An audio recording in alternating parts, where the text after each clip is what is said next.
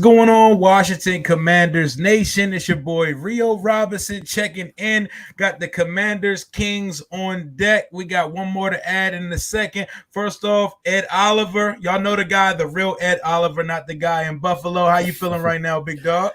I'm good, man. We breaking streaks out here. Got Ravens fans mad over a preseason game, man. I know the one that they tell us we're caring too much about. They've been having a pity party on social media all day.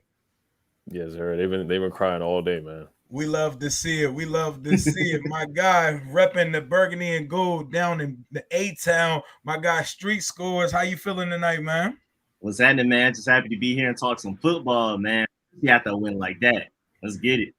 Isn't it nice that now we could just talk football, like pure football? There's not a bunch of nonsense things to talk about all the time. I haven't seen a scandal or an investigation in a while. It's very refreshing, man.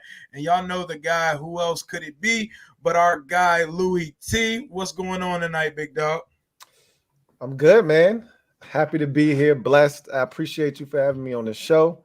We in good spirits right now, man. And very good. We all the way up. Hell yeah, we are all the way up right now. And coming off a monumentous preseason game, we don't like to take preseason too seriously, but the team that literally wrote the book on taking the preseason too seriously, the Baltimore Ravens, came into town yesterday with a 24-game win streak in the preseason. Their last preseason loss was in September of 2015, right? 8 years ago. 8 years ago was the last time these guys lost a preseason game. How important was it for Washington to win this game? And I'm gonna start with Louis here. Like, what is the magnitude of a meaningless exhibition game, and what are your takeaways from what you saw last night? I don't think the actual win itself was important. I thought it was important for Sam to show well. And one of the things that I went into the game saying is this is a national stage. People are going to be paying attention. They really haven't seen Sam. The low-hanging fruit is, he's a fifth-round pick. He can't be that good. This is what's going to stop Washington from being any good this season. And so I thought this was his first real opportunity. And I didn't care who the Ravens played. And we knew they weren't going to play their starters. Mm-hmm. And at the end of the day, take advantage of the opportunity. And I wanted to see him go out and play well. And I knew he would. And he carried over the momentum from week 1 against Cleveland. He showed it out last night. And I think a lot of people, I've seen a lot of things today with people kind of changing their tune a little bit. Backpedaling. Yeah. It's a lot of moonwalking going on right now about Sam Howell and the potential of this football team because, so many people are now talking about, oh, man, we're going back and we're looking at those way too early mocks from, the 2021 draft where we, started looking forward to 2022 and where Sam Howell was. He was a first-round pick, and we're like, duh, we've been trying to tell y'all that for the last 2 years that this whole narrative of him being a fifth-round pick, if he had been a year earlier, he would have been no worse than a second-round pick. So all of the things that we're seeing now, it's not something that surprises most of us, but it was good to see him do that on a stage that big last night. Oh, yeah. Rico, like any importance that you took away, and what were your main observations from the Ravens game last night? Well, preseason games technically don't matter, but once the Ravens cared, I like the fact that we responded by caring a little bit because, they had that moment where they tried to go for 2, got a penalty, said, forget it, we'll just kick it. So they clearly cared. And I like we responded with caring with a game-winning drive, even with some drops in it. And then it allows us to celebrate that we are right now, even with Sam Howell balling out. And that's the most important thing. I completely agree with you, T. But even on top of that, the win to say that we're undefeated under Josh Harris, even though it's still just a preseason, it's fun. It's fun for the internet. It's fun to use for trash talking. But does it actually matter yet? Not necessarily. It doesn't. Ed, for last night's preseason game, how you feeling going into today, man? Ed, you with us?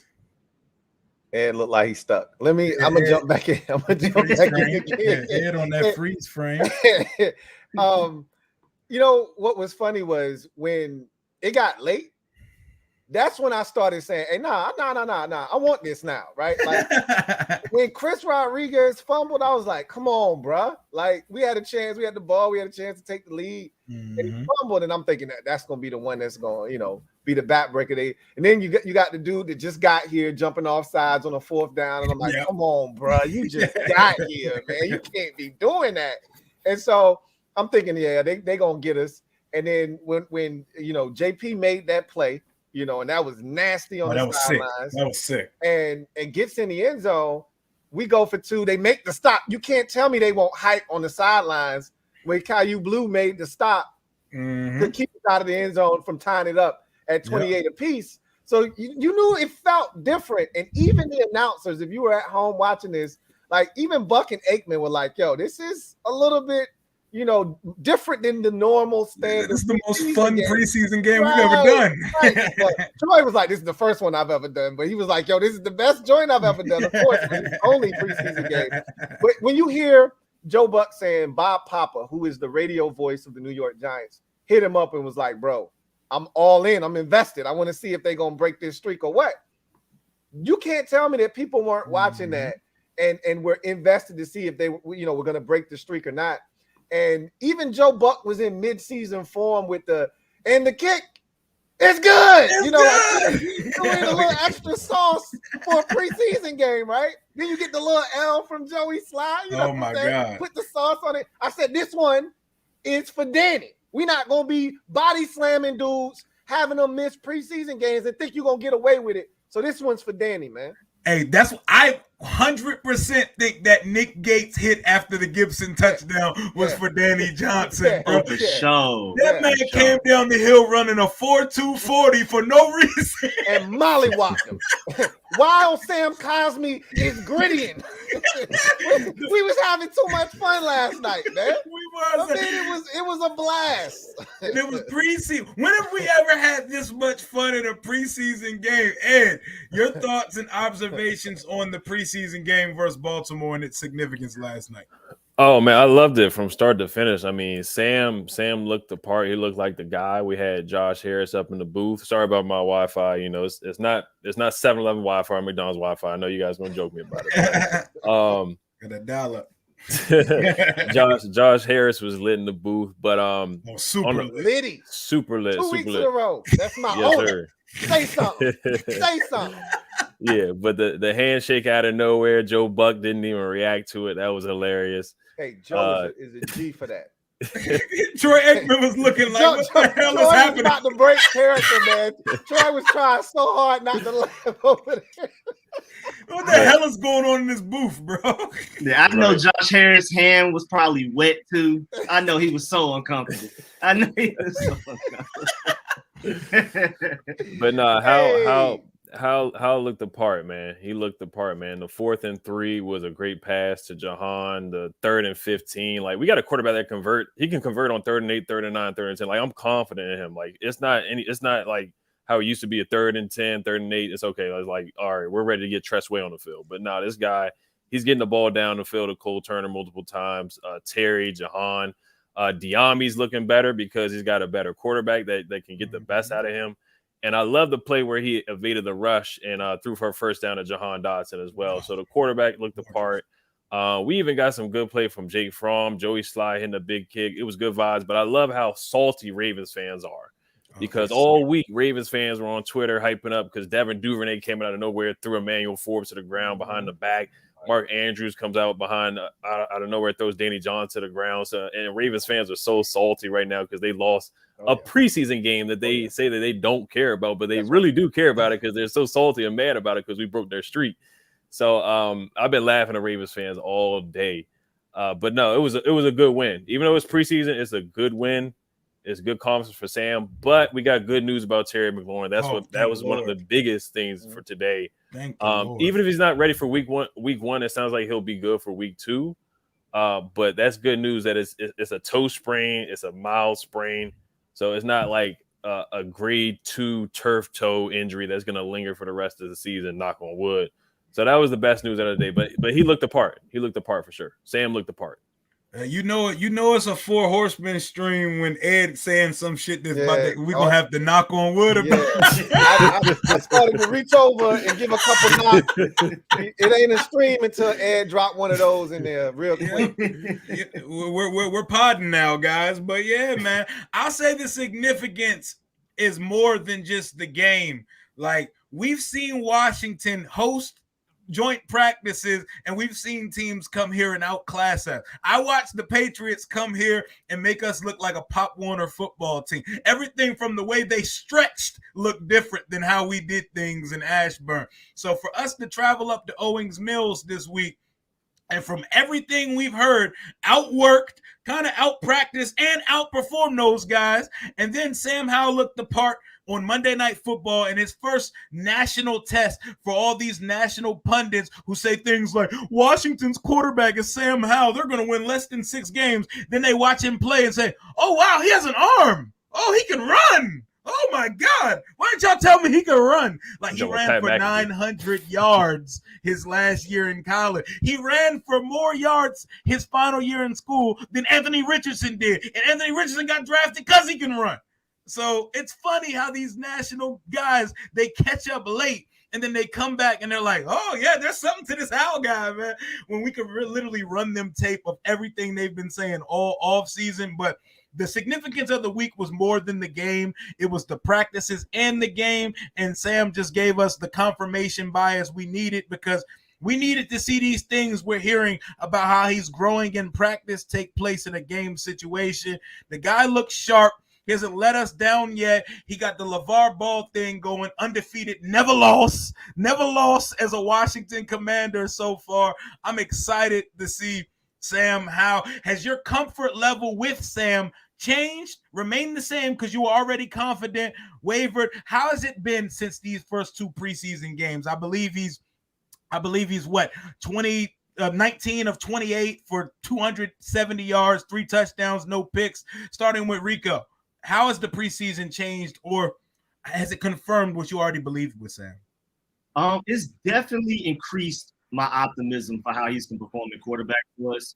Mostly because one of the things I was really looking forward to this entire offseason, not even just the preseason, he bounced back from bad plays, bad moments. And we saw in training camp, if he had a bad practice, maybe like 2 interceptions in the practice, the next day, people say, oh, this is best practice in training camp. Yep, and then we saw takes a bad sack that's on him, not the offensive line. He got outside of the pocket, just throw it away. The very next play, I believe it was, he threw a first down for like 20 yards. And then during that 2-minute offense drive, the best drive to me that I felt like he's had so far as a Commander, even including the Cowboys game, the regular season game. At one point, he hit Jahan Dotson like in the knees and ended up being incomplete.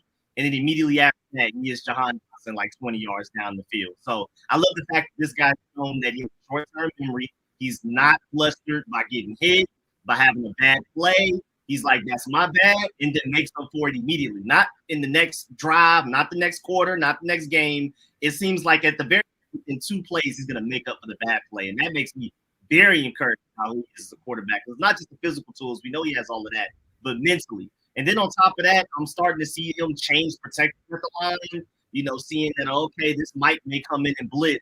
That's on him. So now we know also if that doesn't happen, that's on him, and that's like his responsibility. We can blame him for that, not necessarily the offensive line more times than not. And I just love the fact that we put so much on his plate, because a lot of plays weren't even like designed for like a certain receiver to get it pre-snap. It's him going through his progressions and finding the open receiver and delivering the ball on time and on target. Hell yeah. And he's just confirming what the coaching staff has real conviction in this guy. They believe in what this guy is capable of. I'm loving seeing Sam on the sidelines when he's off the field sitting with Eric Bieniemy. It looks real intimate. It's just them two sitting on the bench themselves, and he's diagnosing, showing him the playbook and showing him the concepts and stuff. I'm loving what I'm seeing from them two. We're going to get to EB in a second. Lou, has the preseason changed, or already knew how order? I see the hat, so it's just. I started a campaign about 6 to 8 months ago on Sam Howell. You really think anything I've seen has surprised me, shocked me in the least bit? Yeah, right. It's all vindication for me. Like at this point, and I get it, it's preseason, and we still have questions about this offensive line. shout out to the offensive line for, handling a second and third string group like they were supposed to. Literally, Sam had 6 to 7 seconds on just about every snap last night. So shout out to the offensive line. But when they see real defensive lines and fronts, he's not going to have that kind of time. So I expect bumps in the road. It's not always going to look like this. There will be mistakes. There will be turnovers. There will be quarters and games where we say, man, Sam struggled today. But the thing I love about Sam is his demeanor. He's got that Eli Manning stone face, right? Like, doesn't really matter what happens. Big completion, incompletion, took a bad sack. He's on to the next play. He's got that great gene that you need to have, which is that selective memory, on to the next play. And so it's that demeanor that I think is really going to serve him well at this level, because you don't want to get too high or get too low during the course of an NFL game. He's so even keel. And usually the only time you see any emotion out of him is when we get a score, right? We had the flex against Dallas. We was in the camera like this after the touchdown in Bieniemy yesterday. So you get a little emotion out of him when you get a touchdown. But for the most part, the dude is like this. He's a flat line. I love it. And you talked about the athleticism. You saw it on full display. In the first game against Cleveland, he scrambled for a first down on a 3rd and 8 to start the game off. You saw it yesterday when he needed to use his legs, not just to scramble to pick up yardage, but to scramble to extend plays and make off-schedule plays happen. The only thing I'm like, I don't need you doing that North Carolina Superman shit down inside the 5, pinballing off of dudes. I know you want to get in the end zone, but we need you. You're too valuable for that. But again, you know what it is. This new Howell order. I know what this guy is capable of. I've been trying to explain to everybody, and now they're seeing it. And I knew actions were going to speak louder than any words I could speak. So I'm just allowing Sam to have the floor now. 100%. Ed? Yeah, I mean, it just confirms how the potential of a leader, how much of a leader he can be. I mean, he looks like he belongs. Like, he's such a cool, calm, collected guy out there. Like, you look at the Browns game, Wiley gets beat. He has a holding penalty against Zadarius Smith. John Bates drops an easy pass that should have been a first down. Then you get a safety. We've seen a lot of quarterbacks get rattled and fold after that. But he comes back, gets the 4th down to Cole Turner, has a really nice pass to Jahan Dotson for a touchdown. The Ravens game, he gets sacked twice. And he's spreading the ball out, too. He's taking the check downs. He's taking what the defense gives him. He's using Antonio Gibson, not Gibby anymore, but he's using Antonio Gibson as a receiver. Got him for a touchdown. He's using B-Rob. He hit Curtis Samuel for a first down. He's using his legs. So he's not your normal 5th-round pick. This is a guy that could have been a first-round pick a year before he came out. So, I mean, he's proven a lot of doubters wrong. I know it was against 2nd-string, 3rd-string guys, but you got to beat the people that are in front of you, the competition. So he's doing what the coaches are asking him to do. So he looks like he has a chance to be a legitimate star in the league right now. And he's converting on big throws, 3rd and 15, big throw to Cole Turner. So, I mean, he's already connected with Terry. The 2-minute drill was a nice drive. So he's got the arm strength. He's got the toughness. So he's confirming it, man. I still, of course, we still want to see a full season. We want to see more, but he's definitely got that potential for sure. He's got that swagger to him too. Yeah, he do. And he got the bravado, and he shows it when he's with the bros, when he's with the boys. Like when they squatted up in that end zone, that's Sam Howell, bro. Yeah. That's him when he's not in his interview voice during the press conference. That's him with the boys, man. He even sound different when he's cutting up with the boys. That's right. I'm loving what I'm seeing. It's everything I thought it was going to be. I've been saying Howell 2023 since the Dallas game. I saw it. Like, they didn't even give him a really fair showing versus Dallas. They only let him throw it 19 times in a game where we were supposed to evaluate him, where Ron wasn't even going to originally play. Taylor Heinicke had to be a coach that week and say, nah, Ron, we need to let the kid play. Mm-hmm. But we all know what the guy is capable of, and he suffered from the stench of a bad on paper QB class, because it turns out if Ritter and Howe hit and Pickett continues on the trajectory he's going on, Purdy does too. That's 4 really good quarterbacks in one class if these guys hit it, Yeah. And not to say that, well, we don't know what's going to happen with Matt Corral and Malik Willis. Malik Willis looks like the project of all projects right now, but that quarterback class could end up looking completely different than how guys viewed it. But Sam is just doing everything we thought he was going to do.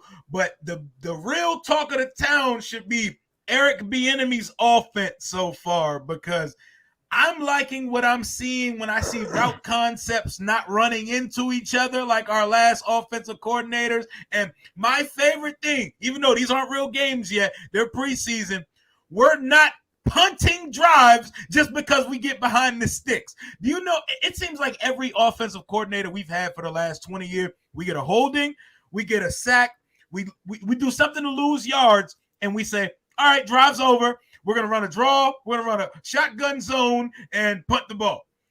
We're going right back to the sticks on 2nd and 20, 3rd and 20.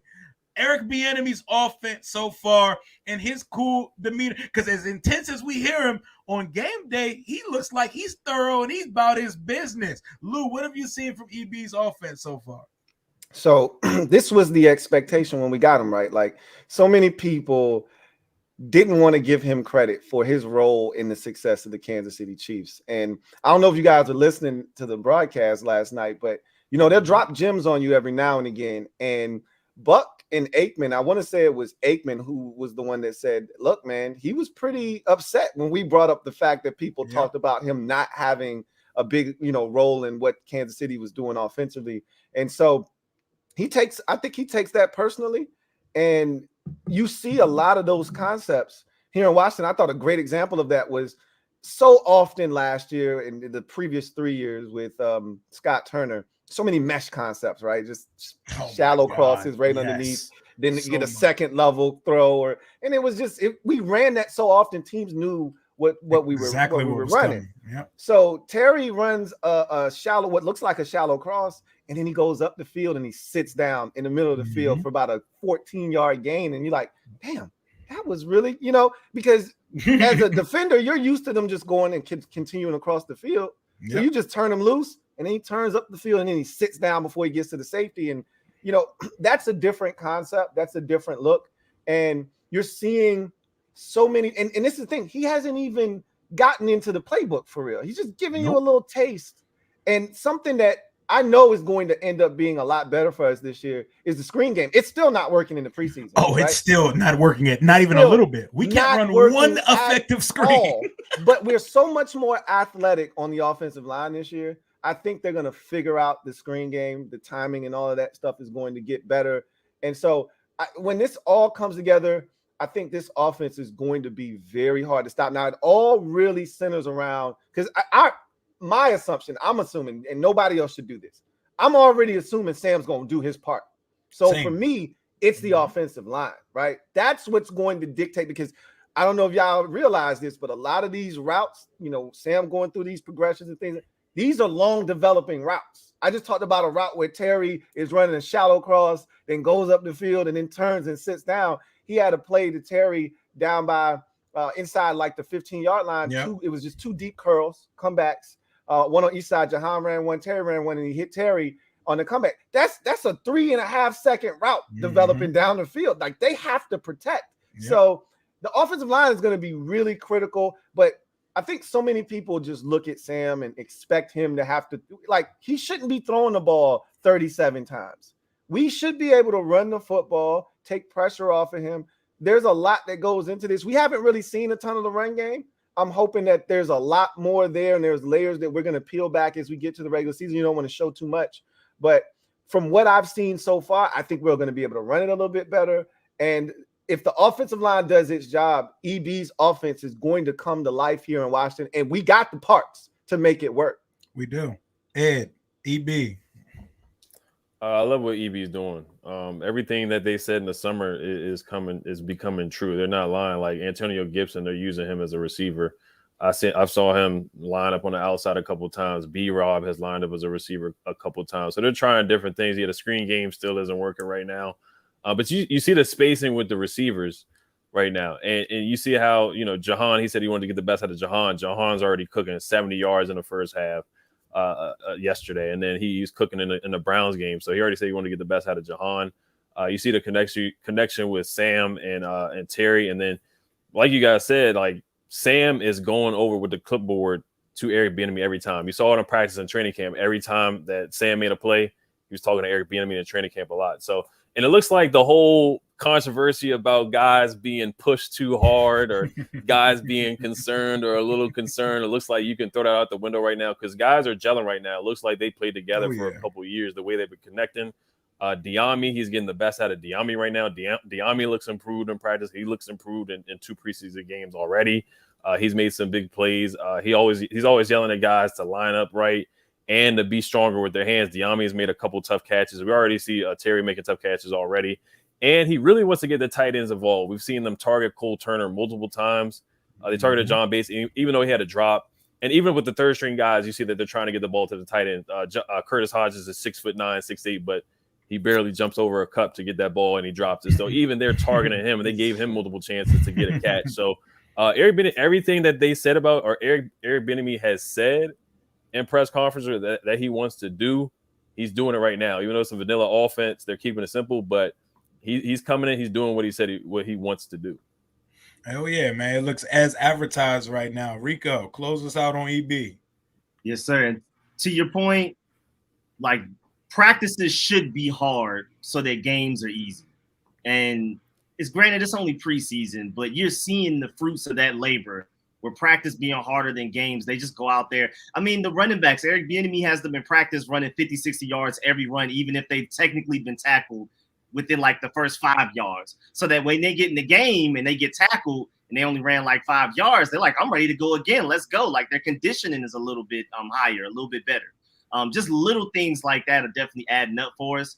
And to Lou's point that we haven't even really dug in the bag. Like he was getting more creative in practice than we've seen in the preseason games so far. Like we've been hearing about jet sweeps with Terry McLaurin, Wildcat to Curtis Samuel, the little Kansas City Chiefs shovel pass to Curtis Samuel to hide him behind the offensive line to get a quick little touchdown. We weren't seeing any of that in the preseason. So the bag is so much deeper, which makes me even more encouraged about Sam Howell because, I mean, it was good play calling. It was great play designing, but so that the offense we've seen so far was just on Sam Howell's shoulders. Like scan the field, read the field, find the right guy, get the ball to him. We haven't even been hitting them with like the pre-snap. We know this guy is getting the ball before we even snap the ball stuff yet. And I can't wait for Eric Bieniemy to dive into that. But we're already seeing his base vanilla offense is effective. Even in the fact that the Browns preseason game, the first 2 drives, they were struggling protecting Sam Howell a little bit, even though I feel like that was blown a little out of proportion. The third drive, he just decided we're going to get the ball out of Sam Howell's hands quicker. And then it led us to a scoring drive that game. So we're seeing adjustments from a burgundy and gold defensive coordinator, which is amazing in itself in a preseason game. I know. In a preseason game. EB, man, I've seen some of the stuff they've been doing in practice, and I like what I've seen in the preseason game so far. He's here. He means business, man. I love the intensity. These guys need it. These guys need hard coaching.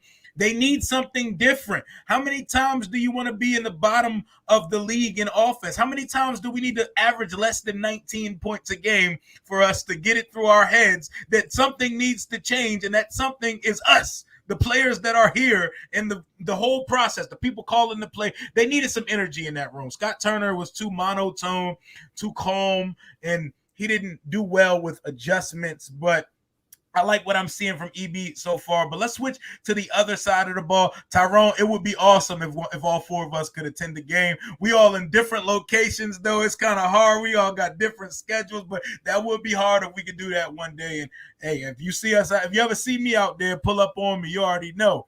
And shout out to Christian, Mr. Pink, for your supers. I'm going to get to y'all in a second. Defense so far.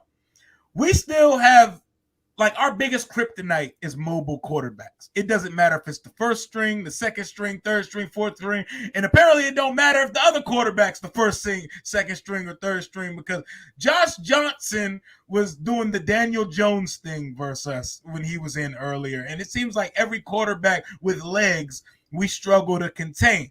Is this going to continue to be a problem here, and what does Jack need to do differently for us to finally put a stop to quarterbacks running and extending plays with their legs? And it seems like we really struggle with getting our hands and corralling these guys.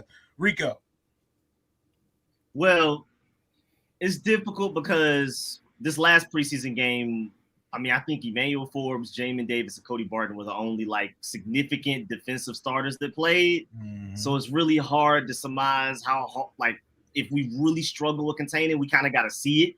Hopefully Chase Young and Montez Sweat being healthy together, that would help a lot because I mean at the very least they're athletic freaks. I mean we're still worried about Chase Young's technique and stuff like that, but hopefully having some more athleticism on the field should help a lot. Even just Jamin Davis, with him not having the green dot on his helmet and having to focus on calling plays ever since Cole Holcomb got hurt, Cody Barton taking over that role, that should allow Jamin Davis to move more freely.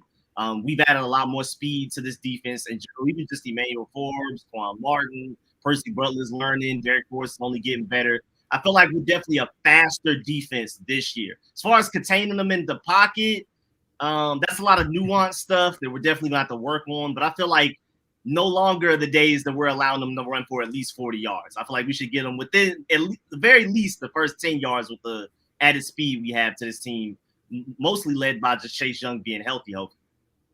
Oh yeah, Ed. What are we going? How are we going to start containing these mobile quarterbacks, man? It's a good question, man. We struggle with it mightily.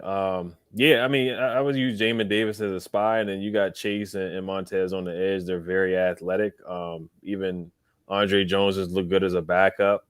But yeah, I mean, yeah, he's looked good as a backup. You know, we've seen him get some tackles for losses. I heard in practice he had a good stop on Lamar Jackson on the goal line too. So he might be somewhat of a secret weapon backup kind of guy to contain the edges out there. But yeah, we just have struggled. Josh Johnson, the backup, wasn't it? Anthony Brown, he was cooking us. Deshaun Watson was cooking us. You know, and Chase Young had him. Like, he had him there. He corralled him, but they just got to finish plays. Taz has to finish plays. Isn't that a familiar story we've heard before? Yeah, it happened with Deron the year before, and that's how he got paid. He finally finished plays. He got, a 10, 11 sacks. So guys just got to finish plays for one. And the coverage, they got to stick to their receivers too, because our corners were getting cooked too. Like, I got to give Josh Johnson a little bit of credit. He was cooking our guys.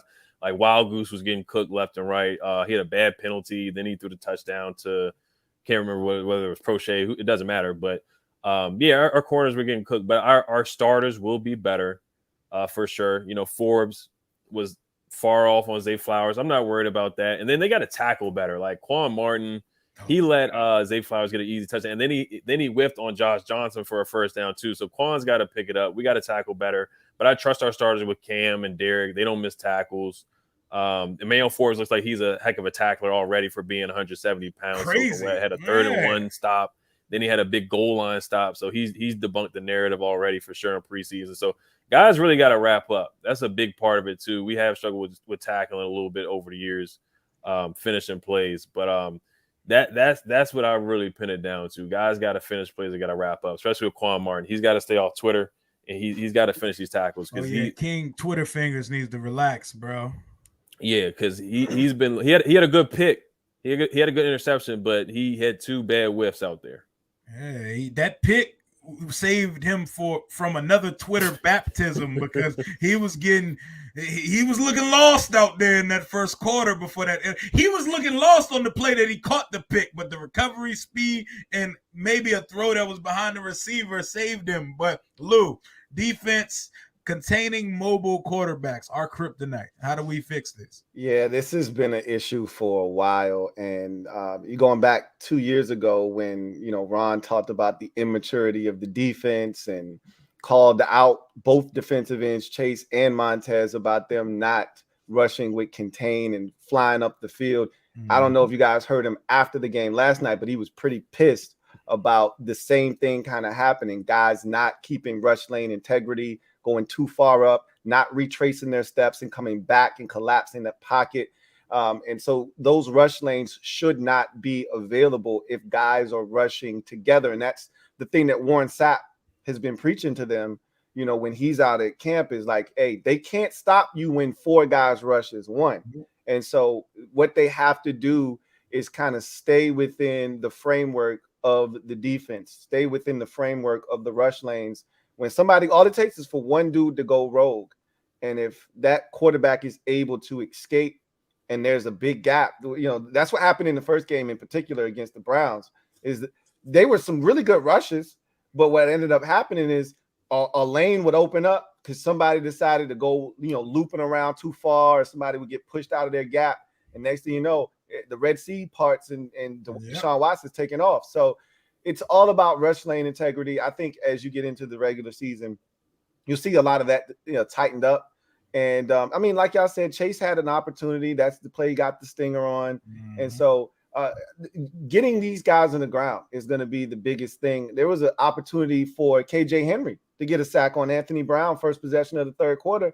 He runs in there like a madman and he whiffs, and Brown spins out of it on a 3rd and 6 and picks up the first down. And it's just a matter of going in under control. And I know it's easier said than done because you see an opportunity, you want to get there as fast as possible, but it's all about getting guys on the ground. But the biggest thing is rush lane integrity. They stick to that, I think will be A-okay because of what Rico talked about. The team speed is off the charts. This is one of the fastest defenses I've seen Washington have in a very, very long time. I mean, at every level, there's legitimate speed. And the one area we didn't have a lot of speed in was the secondary, and we upgraded that tremendously this offseason. Mm-hmm. So when you look at the speed on this defense, it's at all 3 levels. There's no excuse for guys to be running all over the place with their legs on this defense, and I think you'll see that get cleaned up as we get into the regular season. Oh, yeah. Speaking of that speed, that influx of speed we added to our secondary and to that defense this year with our 1st and 2nd round pick. Let's talk about the rookie class in general right now. Based on what we've seen, all the reports from camp and what we've seen through 2 preseason games, how are we feeling? What is our temperature on the rookie class so far? Because it's kind of surprising, It's like the front end and the back end, we really see what we're doing, and in the middle, it's kind of like we don't know yet. But like, how are y'all feeling about the rookie class so far? I'm gonna start with you, Rico. Yes, sir. Right now, it looks like we've only drafted one true starter that we know is gonna start. Then I kind of like the class. I like the talent in it, but throughout an entire draft class, only getting one starter immediately does look very rough. But to your point, we have Andre Jones on the back end. The final pick of the draft is flashing. That suddenly looks like he should make the 53-man roster. You have Ricky Strongberg playing more guard than center right now, and I'm hearing and even sometimes seeing that he looks better at guard than center. Mm-hmm. But right now, Nick Gates is doing such a great job that we're not too worried about center as long as he can stay healthy, and I love his mean streak. And then you just have guys that we're developing. KJ Henry was first making noise before Andre Jones. And Andre Jones just superseded him in hype and the way he's been performing the last couple of weeks and stuff like that. We ain't heard from KJ since. It's been Andre Jones show since. Yeah. But Chris Rodriguez has been running very well outside of that one fumble. He was just fighting for extra yards. He allowed somebody to hit it out of his hands. But other than that, he's been running really well in training camp, preseason games, everything. He looks really good too. But you can't give it a good grade. Of course, you can't grade rookie classes until a couple of years later, technically. But even as of right now, I can't be too high on them. He's only have one starter. Yep. And the way that in a way, the rookie class, you got to be patient with these dudes. But also, it's a balls to the wall year for Ron Rivera. He doesn't really have the patience to be drafting a bunch of projects in a year where there's a good chance he's not retained and he could be drafting for his predecessor. So it's like, do we have to look at the draft class differently because of that? Ed, how are you viewing the rookies so far from what you've seen? Forbes has looked the part. He's looked good in practice from all accounts. Had a pick 6. He's been battling with Terry. The tackling has been impressive for sure to stop the goal line stop and the 3rd and 1 stop. Quan Martin has been disappointing. I'm not going to lie to you. The tackling has been bad. The Browns game, he got worked by some 2nd string and 3rd string guys, gave him a touchdown. He had one pass interference that was a pass interference. I think the second one was debatable, but so far he has been a little disappointing, but I'm not going to take too much stock into preseason games. Now you look at the 3rd round pick and the 4th round pick. Now Braden Daniels, he might not even make I think he will make the roster. He ain't making the team. He's trash. He's not making the team, bro. Yeah, he's trash, bro. There's reports that Mason Brooks has looked better than him, and then the Ravens practice, he got ragdolled. It's a tough drill, but he got ragdolled in the drill. So Braden Daniels looks like he's not ready to go. Stromberg, he's fine, but he's depth. He's behind Tyler Larson at the center spot, so he's third string. He's a third string center and then probably a backup guard. Got to look at the guard spot, but he's probably a backup guard behind Cosme right now. So you got to back up there. Braden Daniels is a guy that's not going to make the team. He's going to be on the practice squad. KJ Henry he might not make the team either since Andre Jones stepped up. And then Rodriguez is dudes, I don't know, man. Yeah, and then Rodriguez, I'm a big fan. I really like the Rodriguez pick, but if you took out draft status and you just look at it from a person that hasn't been, like if you went to the game last night and you never watched these guys play before, you might be like Jared Patterson would make the roster over Rodriguez just because he kind of adds a different element, like a shiftiness. And I love Rodriguez. I think he runs hard. Take out the fumble. I thought he's done a great job other than the fumble. But Jared Patterson, he kind of brings a different pop, like something different, like a guy that you can't see behind the line. John Williams is fine too, but Rodriguez, I like him. I think he's going to get carries. And then KJ Henry, he's probably not going to make the roster. Andre Jones is going to make the roster. And then I'll include a UDFA. I think Kaz Allen, I think he has a good chance to make the roster. I know he wasn't drafted. He's a UDFA guy. Mm-hmm. He has been up and down as far as catching. He's had some drops in practice.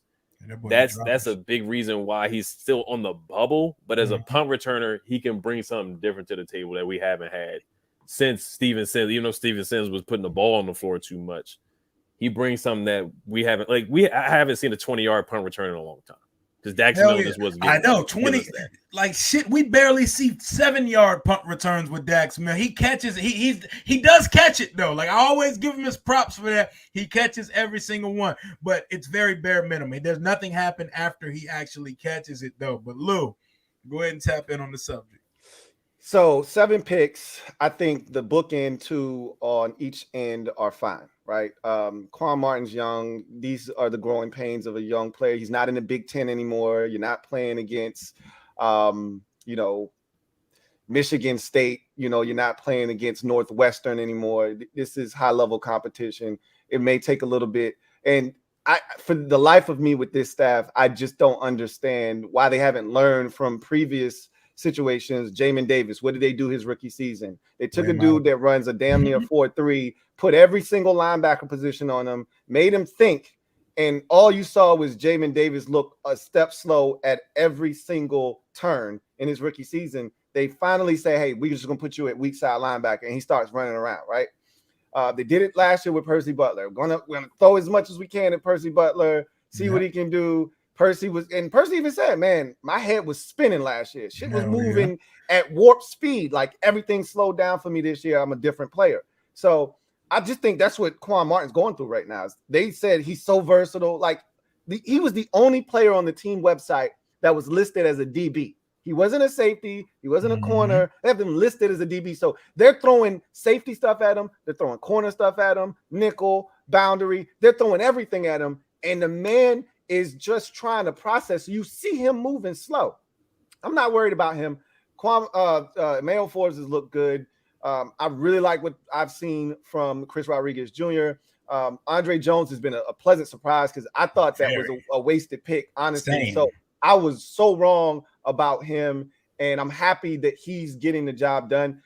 To me, it is unacceptable, however, if you're Ron Rivera going into a make-or-break season, and he's not just coaching for this year, he's coaching for his career. When you get fired from Washington, your shit is over.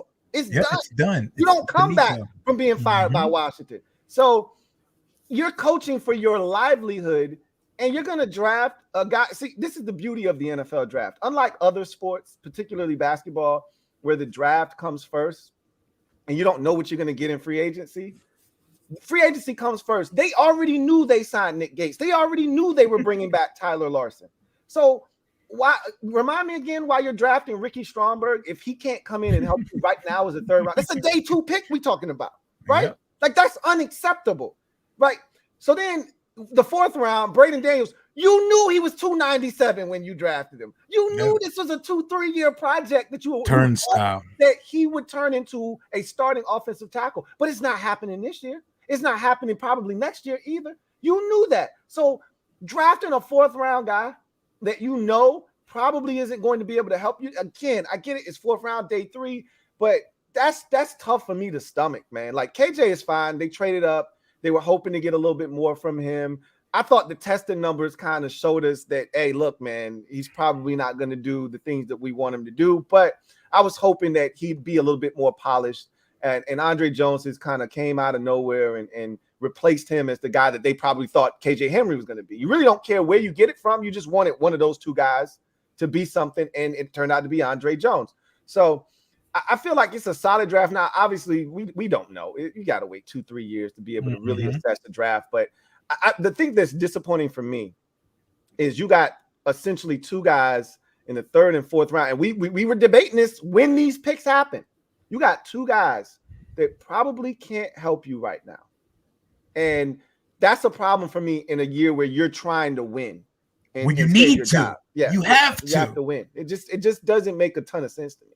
And that is why I look at this draft class right now, and I look at it real funny, because I'm looking at Ron, like you said, free agency's done before the draft. So all we did on the line was Gates, Wiley, an XFL guy, a cast off from the Steelers and a couple other squads and a couple other practice bodies. And we decided to go DB off rip in the draft. We didn't want Osiris Torrance. We didn't want to trade up for Steve Avila. We didn't want Cody Mock. We didn't want any of the litany of starting caliber looking interior linemen to add to our weakest group on the roster. And in their defense, though, I do know, and I talked to somebody that said they wanted Steve Avila, and they would have been willing to trade up, but he was taken so early that they got beat to the punch. They really wanted Steve Avila. Yeah, Mayhew wanted him, right? Yeah. We saw what he tried to do with Kenyon Green the year before. Yeah, so, Kenyon Green. He wanted him bad, but they did want Steve Avila, and they were going to trade up in the second round, and they didn't expect him to go as early as he did. Yep. So Forbes, everything looks as advertised to why they drafted him. I did not realize till he got here how much personality and CB1 charisma he has. The dude has a different set of 3 chains on every practice. He talks a lot of trash. He has personality. Love the dude. He's like our country young Sauce Gardner. Hopefully he can play like that on the field. He looks the part.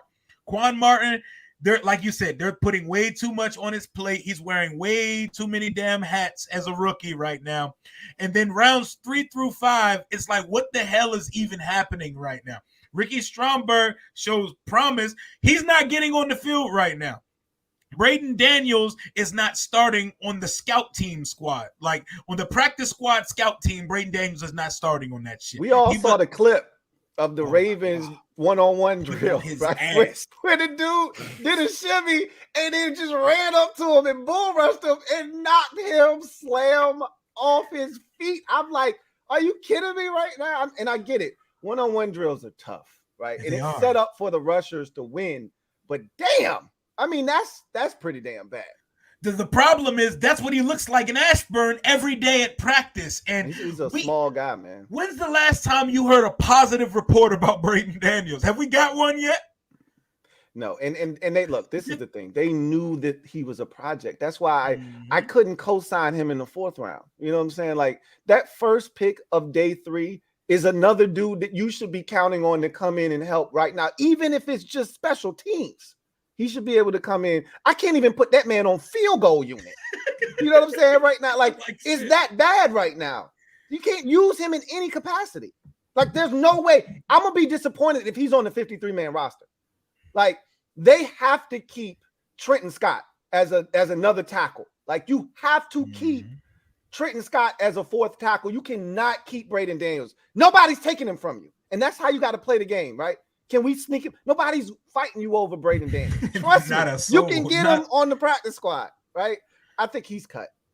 Oh yeah, he's our 4th round pick in a year that so the 3rd round pick's not starting. The 4th round pick's not going to be on the roster, and the 5th round pick that you traded up for looks significantly not as good as the 7th rounder you took as the project athletic guy off the edge. Andre Jones not only looks like a roster guy, he looks like he is carving out a role in the rotation for this team this year. He's having a strong camp. He's kind of bendy off the edge. We don't have much bend on this team off the edge. So when I see bend, it makes my eyes go up a little bit. Andre Jones looks like the next best rookie we have on the roster after we got to give Quan Martin some time to see whatever position that he's gonna settle in at. And Chris Rodriguez runs hard. I preferred that we drafted a back with some type of home run speed because Gibson's a receiver now. Brian Robinson shed weight and he's going to be explosive, but we don't have a home run hitter out of the backfield. And that could really change our offense if we had a guy who could bust a 50-yarder at any time. And when I was watching my guy Keaton Mitchell for the Ravens before he got hurt last night, I was just looking like, man, I wanted some speed like that. Man, did you see that one run off the right side where I swear it looked like everybody else was running in slow motion? He's At least so three fast, dudes had an angle, and he outran every single one of them down the sideline. Yeah. I'm like, that's different right there.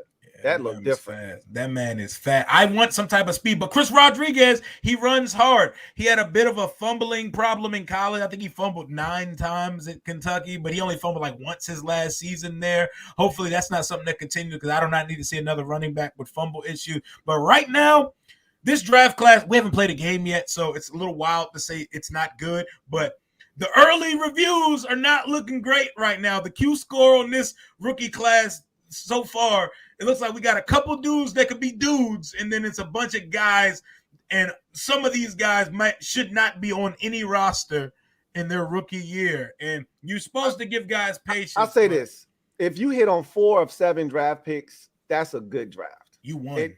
And right now, we feel good about – I mean, some of y'all probably don't feel good about Quan Martin. I do. I think he's going to be fine. I think he's going to be fine. 4 out of 7 guys, you feel good about that. And I think Ricky Stromberg is going to be just fine. He's just – to me, it's a numbers game. He's kind of caught behind a couple of guys that can help now. He's just not ready to help right now. But I think Ricky Stromberg will be ready. Like, if we didn't have anybody at center and he had to go in there at center, I think he could do it.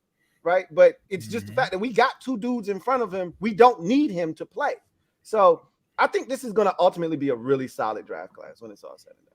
I hope so too. And I think Quan Martin's going to be fine too. Definitely get off Twitter, though. That's not the way to motivate yourself, my guy. I promise you. He said last night after the game, I'm not going up there. So you think he learned his lesson from last week? Good man. I know he was still definitely in the search. He was on X searching. Hey, I got to see what they said about the pick. The interception, he probably liked all the interceptions. Yeah. He probably did them from his burner account. But man. Kevin Durant type. Oh yeah. You get it off, man. Get it off however you see fit, man. Just perform on Sundays. But all right, we're going to do a little game called First and 10. I'm going to ask you 4 questions, concern level 1 through 10. How concerned should Washington fans be over this thing? Starting with first down. We have 3 captains injured right now.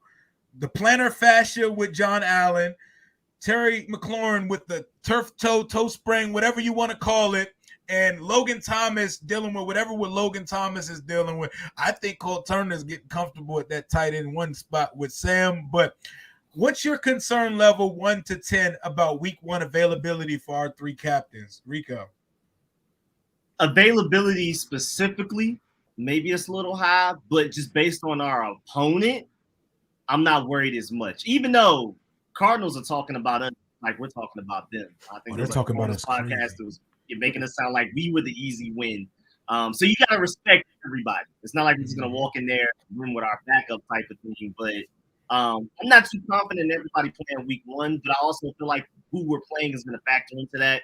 If Terry is not 100%, they may not risk it just simply because we're playing the Arizona Cardinals. I think it's going to be Colt McCoy starting and stuff like that. But I am a little worried about guys' availability week 1 for sure. No, yeah. So, Ed, 1 through 10, how concerned should we be, man? It's probably like a 5 or a 6. Like Rico said, we're playing the Cardinals, and I'm not going to sleep on the Cardinals. But there's that funny video where Colt McCoy throws the ball like to the back of the receiver, like he throws a lollipop pass. And shout out to Colt, man. Colt was a great backup for the Washington Skins at the time, so I always respect Colt McCoy.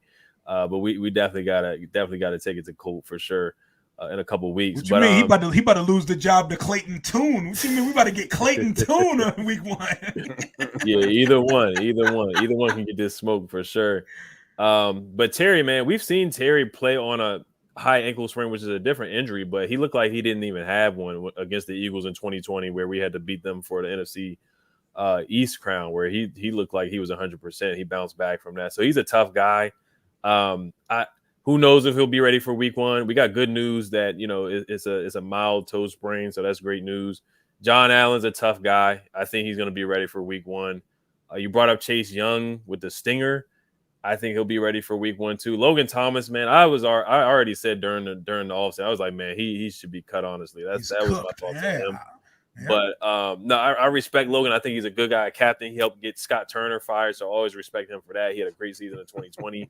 But man, like the clock is ticking on him, man. They got to draft a tight end next year. And Cole Turner, he's looking better. He looks like he possibly could be tight end 1.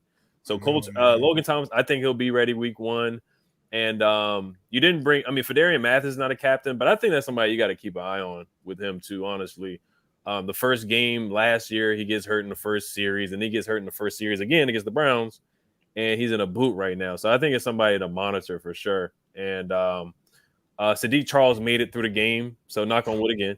But he made it through the whole first half. No. Look, good energy, good vibes. Sadiq Charles, I'm gonna start bringing some sage. The sage. Sadiq Charles' calves are detaching from his body as we speak, bro. Yeah, so, the sage. But so I probably put it like a 5. It's mid right now. 5. Yep, I feel that. Lou. It's a 3, man. So these 3 weeks, what I'm calculating is the 3 weeks. So nobody's playing this week against Cincinnati. You got an off week. Everybody's off the following week as they, start preparing for Arizona. And then they come back that week and start installing, and you have practice. And that's another opportunity for them to continue to get treatment.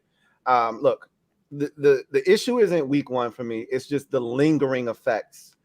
Like, you have plantar fasciitis, that lingers. That doesn't go away. And if you've ever had it, it's just the most annoying and nagging and uncomfortable situation, because it's a sprain right in the middle of your damn foot. So I love the way Ron just casually glossed over it like it's nothing. I hope it's not something that lingers, but I think he'll be ready for week 1. My problem is what happens if he steps wrong and then boom, it just flares up, and it's just, this. I think it's going to be something that we constantly are talking about all season. Same with Terry's toe. That turf toe is no joke. If you've ever had, I've had turf toe. You can't do nothing without your big toe. Nope. And so the thing isn't, is he going to be ready for week 1? Because he could be, and he could not be, right? He could be 110% in week 2 against Denver, and all he has to do is step on it wrong. Mm-hmm. And we're right back to square one. It does, and that's the thing that I'm afraid of, is the lingering effects. I'm not worried about Logan Thomas. He's been running. He's all about getting his wind back, right? So everything he's doing right now is cardiovascular wise, just trying to get him up to speed. He's been doing, drills in the pool and that kind of stuff. So I don't really worry about him. Not worried about Chase. We had a game on, the Monday night game was a real game. I think him and Logan Thomas would have played, right? So I'm not worried about week 1 for any of those guys. Terry is one that I'm looking at. John Allen, I think he'll play. I'm not really too concerned about him. He's a tough guy. The same with Terry, but his is a little bit more because he's a receiver. He needs his toe. Like, to get in and out of cuts, in and out of breaks, that's a big part of Terry's game. And to not have the full function of your toe, that's a problem. So I'm a little nervous about that. But it's a 3 for me. If anybody doesn't play out of the 3 guys you mentioned, it'll be Terry. Yeah, it's around a 3.5, 4 to me as well. And another question to add on to this: Are you starting Logan Thomas week 1 if he is healthy, or who gets the nod at tight end 1? Because Sam's building chemistry with the kid that he got drafted with. Are you rolling with the kid, or is Logan as a honorary veteran captain guy on this team? Does he just supplant him as the starter when he comes back healthy? So Logan is like, a lot of people, I think, diminish his role and impact on this team. Like, Logan Thomas makes a huge difference. And from what I've been told, so this is the thing. I should probably be asking you this, because I've heard that Cole Turner's had some issues with drops and people stripping the ball out of his hands and him not being able to put it away completely at practice. So that was a thing that they've been concerned about. But every game that I see him in, he's catching everything and there's no issues. So I'm like, until I see otherwise, I see him as a reliable option to get the football to. That said, Logan Thomas does everything. He's a big target. He's got reliable hands. Is he the athlete that Cole Turner is? No, he's not. But when you throw it to him, he's a guy that can go up and get it. He's got, a huge catch radius.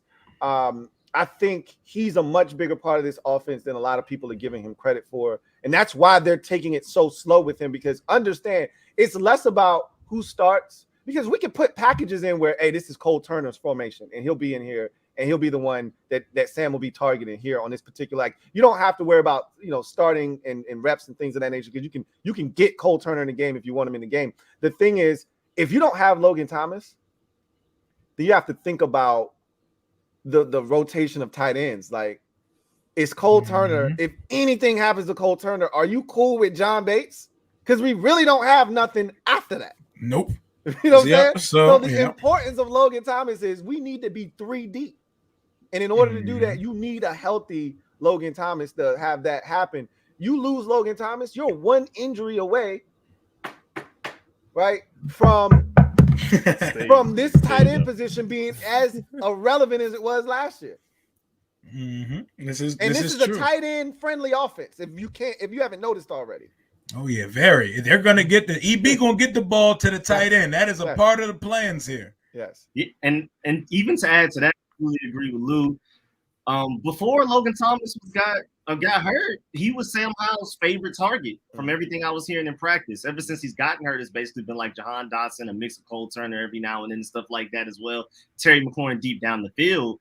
But when everybody was healthy, when we entered training camp, everybody was good to go. Logan Thomas was the target for Sam Howell. It was like Logan Thomas to somebody else. Logan Thomas to somebody else. He was getting like a third of the targets in any given practice type of stuff. So I think when he comes back, I think that would be a seamless transition. Him and Sam Howell will get right back to where they are. Love Cole Turner. Definitely have some advantages to him over Logan Thomas in certain situations. But to Lou's point, we need as many healthy tight ends we can get, because I'm afraid of Curtis Hodges on a third down, and we need us throwing him the ball at this point. I'm done with him right now. I'm super done with him. Yeah, I'm very cool on him right now. I don't even know if he can dunk a basketball. Probably 6'8". You can't dunk. Stick watching that. I was like, wow, Jake Fromm's actually having a good game, and you dropped the easiest pass in the world. Man, Jake was dealing for the first time in his life, man. Right. Ever. As a Georgia Bulldog fan, that's the best drive I've ever seen from him. God. Yo, you want to know who was not dealing? Jacoby Brissett. He played a stinker last night. What was going on with Jacoby, man? I mean, that's why he's a backup quarterback, because that's the lack of consistency that you see. It wasn't even that he had a bad game. Those are going to happen. That's Jacoby Brissett. That's who he is as a quarterback if you've watched his career. My thing was, bro, are you trying to get dudes lit up? Like these murder balls. I call it murder balls, those hospital balls. We call them blast balls. Like, bro, what are you doing? And then the little Donovan McNabb dirt pass he threw to Bieniemy that almost got his neck chopped off. I'm like, bro, are you trying to? We already lost Terry tonight. I can't go through another receiver. Like when Bieniemy got up and he was holding the back of his neck, I'm like, Jacoby, he better be all right, man, because that's on you. That's on you, bro. What are you doing? Jacoby woke up and chose self-inflicted violence yesterday. I don't know what the hell was going on. And that's the thing too, because everybody's like, oh, we play second and third string guys. You see the difference from Sam, constructing the offense and holding it down, and you see Jacoby come in, and you saw how the production dropped. So that was good for Sam. But to answer the question about Logan, like Luke said, it doesn't matter who starts, or it's kind of like who finishes the game, who's getting the most targets and stuff. But yeah, I mean, I think Logan may start the first half of the season, maybe the first 4 or 5 games, and then eventually Cole takes over. That's the best case scenario for me. And then we gotta legitimate tight end going into the next year, a guy that can probably get you 50 catches a year, 4 or 5 touchdowns. Because Cole and Sam, they got good chemistry already. Like, he's already looking for Cole on 4th down. He's already looking for Cole on that 3rd and 15. That was a heck of a catch by Cole. That was a hell of a ball. Yeah, that was a heck of a pass ball too. And a great catch to shield the defender away from the ball. So that play was beautiful. And I went to the Ravens training camp. I mean, the joint practice. Cole did have a drop. He had one catch, he had a drop, and then he got popped. So in practice, he has been a little iffy, but he might be a guy like when the lights come on, he's stepping up. So, and I love those kind of guys. I want you to look good in practice too, but I love the guys that definitely step up. In practice, Cole, I noticed a couple times I've been out there this year and last year, even when he looked good, Cole looks like he's still learning the tight end position. He looks like one of those guys that's counting his steps when he's running the route. Like, he looks like everything. He's not fluid yet. Like, it's still very like raw, and he was a receiver, right? In his freshman year. It's not Samus Reyes raw, but he retired, by the way. That's right. I know he's a Fashion Nova model now, man. He's getting model bread now, but Cole Turner, just stop thinking and just play the game, because you got a guy that you came into the league with, and think about it. If Terry and Logan miss time, Martin Mayhew and Ron get to sit back and say, look at the fruits of what we did in the 2022 draft. That one trade back for Dotson. Look at who we're starting right now. Cole Turner, Sam Howell, Brian Robinson, Jahan Dotson. The core of the team could be that, and we may see it sooner than we want to. I hope those guys don't miss any time. But moving on to 2nd down, I know we give the offensive line most of the flack on this team, but another unit that doesn't seem to progressively get better throughout the years, despite the fact that our defensive coordinator and head coach played the position, the linebacker position. What is your level of concern with the linebacker position? Cody Barton's the mic. Cody Barton didn't look great versus the 2s and 3s offense of the Ravens last night. Jamin, on and off, Speed Racer Davis. We don't know it's a big year for him. We need to see if he's going to get his option picked up. I'll start with Rico. Level of concern with the linebacker group, 1 to 10. I give it a 4. Like, isolated, the talent we have in the linebacker group, maybe it's a little bit higher, but I just truly believe that them playing behind this defensive line in front of this secondary, I feel like is much improved and very deep. We're not just one injury away from our secondary collapsing anymore. I feel like they just got to fill in their exact roles, do your job, and we should be straight. Because I've been hearing a lot of great news about Jamin. I haven't seen it myself, but I've been hearing that Jamin Davis, outside of like one of the joint practices against the Ravens, has actually been pretty good in training camp. And so I'm assuming that he'll finally, I don't think he'll ever live up to 19th overall pick, but he looks like he's going to be a solid linebacker. I was hearing a lot of hype for Khaleke Hudson coming in until Jamin Davis was healthy enough and caught up. Khaleke Hudson was out there with the starters. He looked decent, but still not a great linebacker group if you're just looking at the pure talent. I definitely would have added some guys to the draft, and free agency. But just with the guys surrounding them, the defensive line and the secondary, I'm a little bit more confident in them just because of the surrounding pieces around them. Okay. Ed, linebackers, what's your level of concern? It's definitely a concern, probably like a 7, but they just don't believe in the position. They want Cam Curl to step up there and be in the box, Quan Martin to be a Buffalo nickel. So that's what they view as a linebacker for them. But yeah, Cody Barton, he hasn't looked too great.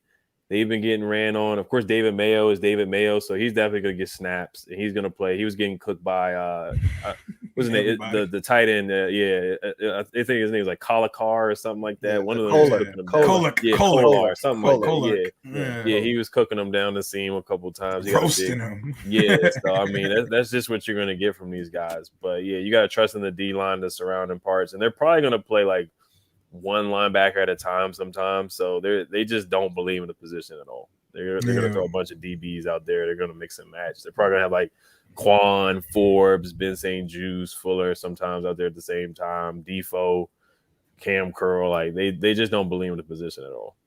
Hell yeah. Lou, linebacker? So it's about a 4.5. I mean, so what I've realized with this group is they've done everything in their power to minimize the impact of the linebacker position. So their answer to everything is, hey, just get another safety. We'll just use them as a linebacker, right? So we take one of these dudes. So we started when Ryan got here. We started in a 4-3, right? That was our base defense. Then it changed to a 4-2-5 look, right? Mm-hmm. Now we got the Cinco package. We see that quite a bit where they take off a linebacker, add an extra defensive lineman. They go 6 DBs sometimes and bring 2 safeties on the field, extra safeties, and use them as box safeties to act as linebackers when they talk about that Buffalo nickel. So you got different ways to minimize the impact of the linebacker position. I think when it's going to show up is when we're in our base 4-2-5 look and we're not able to stop the run without bringing up, another defender. Like the Browns game is a great example. Like we were in our base 4-2-5 and they did a simple as gun run to the left with a receiver, right? Elijah Moore, and you would have thought we never seen that before. And I get scared when we see anything going, laterally against this defense because how many times did we get cooked on jet sweeps last year, right? 49ers game with 70-something yards, Ray McLeod, right? God. Amon-Ra St. Brown, who isn't fast at all. He's not fast. It just ran down the sideline for 58 yards. You're like, what the hell is the defense? Possession receiver. Y'all never seen a jet sweep before. What are we doing right now? So I get nervous anytime we get something going lateral and I like Cody Barton's aggressiveness. He's going to attack the line of scrimmage, but you can't be going behind blocks, bro. Like the Browns game on that same run to Elijah Moore, he went behind the play. I'm like, if you go behind the play, the rule is you better not go behind the block unless you're going to make the play.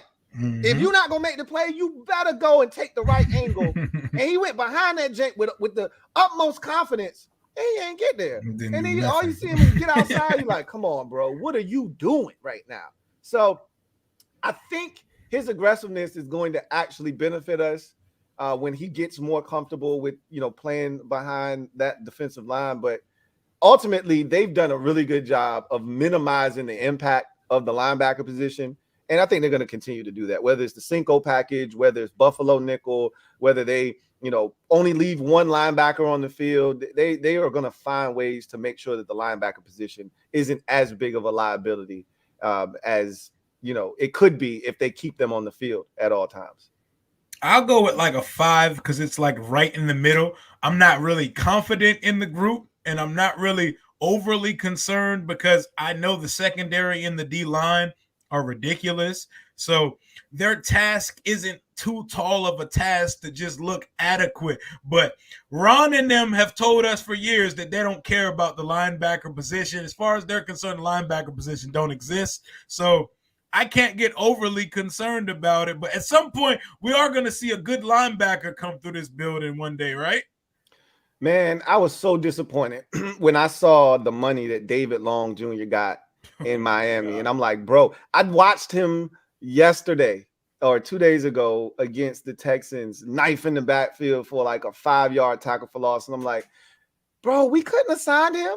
That $3.5 million you just gave to Cody Barton, you just add $2 more million in that, and you got David Long. Like, what?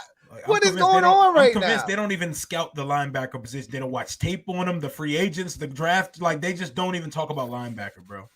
Yeah, that was frustrating. There was too many linebackers out there in free agency this year for us to come away with Cody Barton. Alone. That doesn't make any sense to me. Yeah, and didn't even sniff one in the draft at any point of the draft. But moving on. What did I tell y'all? I told y'all they won't go draft a linebacker. You said they're not going to draft. You did say that shit. Oh, yeah. You said no linebacker will be drafted here. Moving on to third down. A guy that Ed brought up a little bit when we were talking about the injury list, but I bring him up specifically because we don't know what he is. Year 2, he's a second-round pick, and the second-round nightmare could continue for Washington if this guy is a complete miss. Phidarian Mathis, how concerned are you that we don't even know what his status is right now? And he missed all of last year with a meniscus. I'm not sure if it's because his size, but is a meniscus a season-ending injury for all guys? It just depends on the severity of it. Oh, okay. Because he missed the whole year with the meniscus. Yeah. He's back. He's clearly not all the way back, and he's already missing more time. How concerned are y'all with Phidarian Mathis? It's a one for me. Because the position itself is just so good. You know, like I mean, if we start to really have it turns into a war of attrition there, then that's when it'll become more of a concern. But I really love John Ridgway and what he brings to the table. FA has done some good work when they kick him inside sometimes. I think there's some guys that are on the roster right now at defensive tackle that aren't half bad.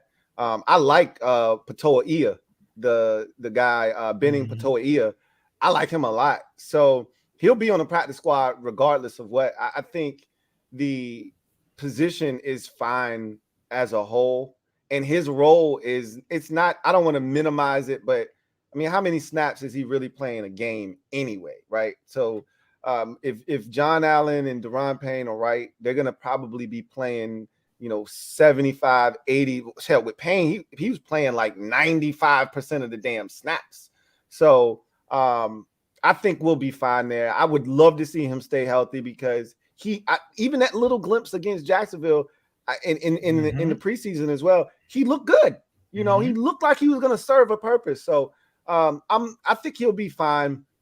But the injuries are a concern because that's 2 years in a row, But at the end of the day, it's a one for me because the position itself is we've got so much depth there, and we're really good at that particular position. For me, I'll go second. For me, I'm taking it like a 7 or 8 because where we took him, like Ron, like bro, like our second round pick last year was like we didn't have the Payne situation totally figured out yet, and Payne had a career year. But dude, we took him in the second round. That round just defeats us. And it's defeated us for the majority of the last 15 years. Like, we cannot get it right. If they're not good, they're hurt. If they're not hurt, they quit football or some weird circumstance. Like, we cannot have a second rounder just be on the field and good for us. We almost should be banned from picking in the second round at this point. So for that alone, where he was picked, I need to see him out on the field making some type of an impact this year because I need to know why we took him with a second-round pick because even he was surprised that he was coming off the board that early when we took him last year. But, Rico, Phidarian Mathis, level of concern. Yeah, man, to your point, like with the whole second-round thing, outside of Samuel Cosman, who right now looks like he's probably our best offensive lineman, I have two different numbers, like for Phidarian Mathis and wasting another second-round pick, potentially it is around like a 7 to 8 because can you stay healthy? And even then, was he even worth the second-round pick even when he's good type of thing like that? But I'm definitely with Lou when it comes to concern as far as the defensive line as a whole. It's a 1. It's minimal. We have so many guys depth chart-wise and even in beyond that. Phidarian Mathis is really more so like a nose tackle that we bring in 5 defensive linemen. I think he has a tiny bit of pass rush upside. So Jonathan Allen and Deron Payne need to sit for a little while. He can play a little bit of 3 tech maybe, but you're not expecting him to go out there to get sacks at all. But at the same time, we brought in John Ridgway, and he filled in just fine for what we drafted Phidarian Mathis to be. So, like if they never plays another snap for us for some crazy reason, our defensive line is still probably the best in the NFL top to bottom. As far as potentially wasting another second-round pick, I am very worried about that. Yeah. No, Ed, Phidarian Mathis. Yeah, just basically piggybacking off you guys. As far as the roster is probably 1 or 2 because you got Ridgway, they signed Abdullah Anderson. Pateo has looked pretty good too. F.A. Obata can play defensive tackle as well. He has positional flexes, like Ron loves to say. But as far as an individual standpoint for Phidarian Mathis in his career and just that second-round pick, because once again, you could have got an offensive line. Maybe you could have got an interior offensive lineman or a backup tackle to potentially replace Leno this year. That could have happened if you got production, if you drafted a left tackle at that time, possibly, potentially. So yeah, it's been rough. In the first series of the game, you get hurt, and then once again against the Browns, the first series of the game, you get hurt. So like he's not even finishing quarters, he's not even finishing series. He's getting hurt on the first series of the game. So it's looking tough for him. Yeah, second round picks have been a dud for the most part, a bust for the most part. The most disappointing one for me was Geis because I actually thought Geis could have been good. I thought he was talented, but he's just off the field things. But yeah, it's looking rough for him, man. And not only that, like, you know, in practice he got dominated by Mason Brooks. There was no footage on that. And then Sam Cosmi body slammed him. So he's kind of been picked on a little bit from what I heard in practice. So, but we'll see. I think he's a guy that can take up space and provide a different element to the defense and open up lanes for Chase Young, Montez Sweat, Deron Payne, John Allen. So, you know, we'll see what happens with him. All right, and now moving it to 4th down to close this out. Since it is 4th down, we're going to make this a special teams question about a position we should never, as regular people, have to discuss in a real-life conversation. A freaking long snapper. A long snapper has entered the chat. Cameron Cheeseman, a guy we traded up for, what, in the 5th round? Which was it, 5th or 6th round? Sixth. Yeah, we traded in this. We traded up for a long snapper who apparently doesn't have the correct technique for his position in the league. How concerned are you that that's going to lead to a serious problem at some point during the season? Because him and the punter, it looks like they're not on the same page at all right now, man. I'm gonna start with Lou because Lou looks like he got a lot to say on this one. That is an 11, bro. What, like, you know how many times somebody in practice has said, "Hey, man, this is becoming an issue." Like, Tress tried to talk me off the ledge. Oh, he's just trying a new grip. He's fine. You know, this is the time you try this new stuff. grip. So I was like, okay, if Tress says it's okay, I trust Tress, right? So if it's a practice thing, it's a practice thing. As long as it never seeps into a game, I'm not concerned. That man dribbled the ball back to Tress last night. I nearly lost it. I'm like, wait a minute. Pass, bro. Tress had to scoop it and lean it to the side real quick, and Joey put the foot to it. I'm like, wait a minute. This is a game, not a practice, but a game. You cannot be doing, like, we can lose a game because of that. Do you know how pissed off we would all be if we lost the game because it's a 33-yard field goal and he dribbles the ball back there and Tress can't pick it up fast enough? Like, are you kidding me? We're gonna lose our mind. Man, hit the reset button. We didn't have this issue last year. We didn't have this issue the year before that. You know that little key they give you in your cell phone box that you never, ever use? Yep. That's only for hard resets? Get that key out. Find that little hole wherever it is on the phone. Put it in there and hit a hard reset and go back to the default snap. To hell with this new grip and all this bullshit. I just need the ball to get back to Tress. He can do the rest. You're not a handyman. Why are you coming with new grips in year 3? Like, what are we doing? What we doing right now? But fix it. You got 3 weeks. Fix it. Okay? I don't want to have this conversation again. Because if this is a real problem, we can sign a new long snapper before the season starts. I don't want to have this conversation again. I have no idea what is happening, but yes, I'm agree. It's 11 out of 10 for sure for me. I don't even need to expound too much on it, Rico. Yeah, nah, Big Bruh is definitely a weirdo for that because I don't know special teams nuance that well, but I'm just like, my fix was not broken. None of us felt like we were a long snapper going into this draft, into this offseason. We were good last year. Who put it in his head? Was it his bright idea? Was it a friend? Who gave him the idea that fix was not broken and try to change your long snapping technique or whatever he's doing? Thank goodness for Tress Wade. This is only increasing his legend because to pick up, like you said, a bounce pass to get it situated the way he did.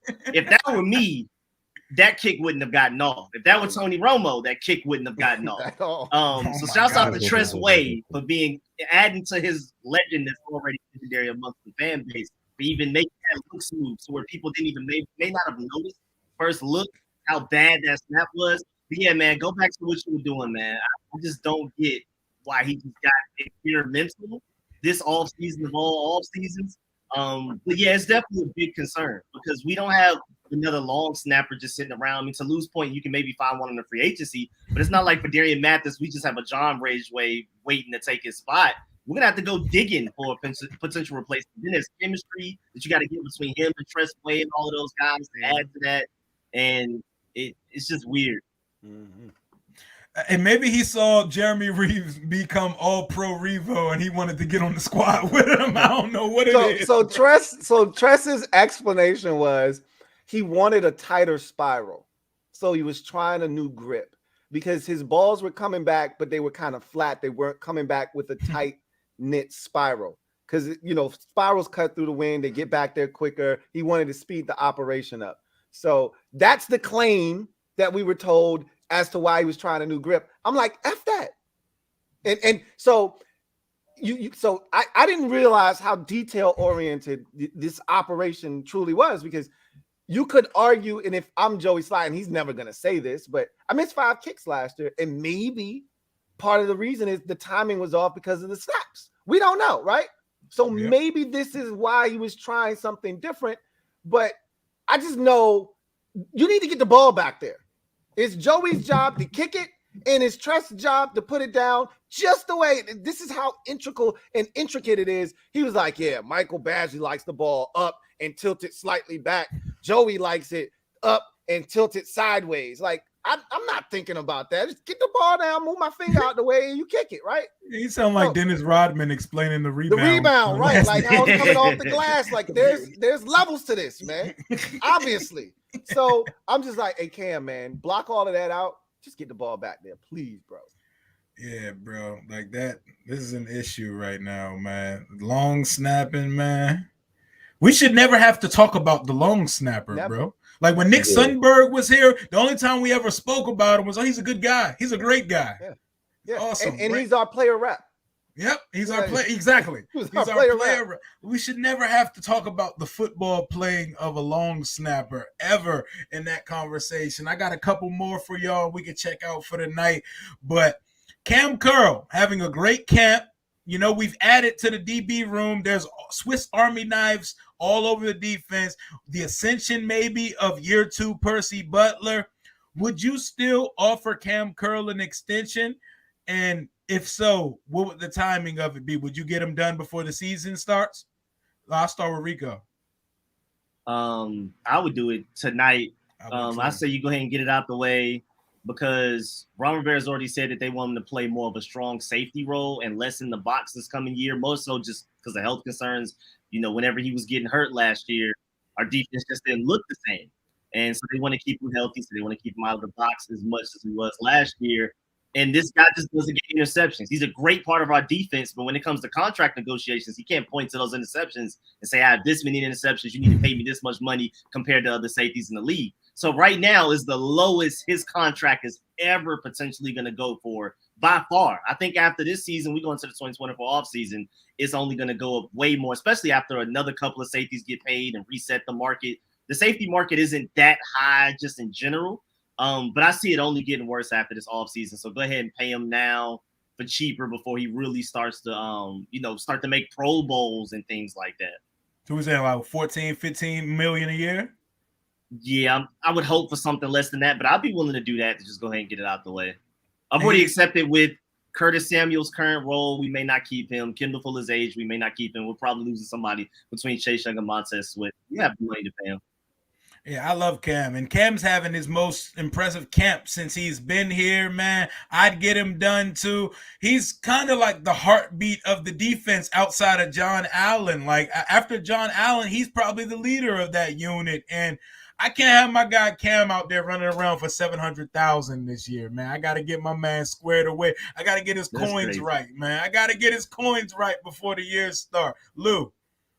Yeah, it's a odd situation because the value of his deal, to Rico's point, is not great right now, because a lot of times when you get into contract negotiations, we're going to look at other guys that have gotten paid, right? And the safety position is one of those positions you only get paid if you're a playmaker, if you're taking the ball away. Look at all the guys who have been paid: Minkah Fitzpatrick, Jesse Bates III, Simmons from Denver, the Buffalo safeties. Like, these are all high volume. Kevin Byard from the Titans, high volume takeaway guys.